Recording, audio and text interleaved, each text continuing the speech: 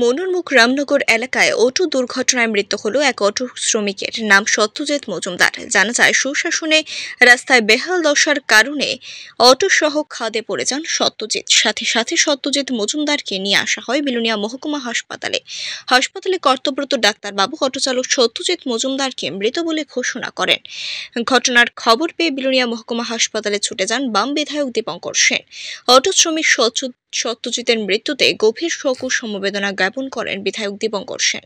খালি গাড়ি আর ওই প্যাসেঞ্জার একজন আছে, ওই পলাশের ভাই বাড়ির যার আশিসটারা বাড়ির সামনে অ্যাক্সিডেন্ট দুরুম করে আওয়াজ এসে দৌড়াই আইরে ওই এতারা মা ভাই না তিনজন আসছিল, আমি সব মহিলা টহিলা সব অটো আলগা ধরে দেখছে, এরা অটো তলতুন বাইর করছে এতটুকু। এরপরে সঙ্গে সঙ্গে আমার গাড়ি আসছিল, লগে লগে বিলোনিয়া হাসপাতালে লই যাইছে।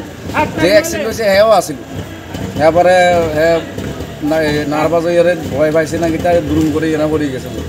এরপরে হেরা লই এবার টানাটানি করি আমরা দুজন। এরপরে অক্ষণ আছে বাড়ির লোক দূর আগে দিই এতটুকু। এরার বাড়ি এসে মধ্যপাড়া সত্যজিৎ মজুমদার নাম, মারা গেছে।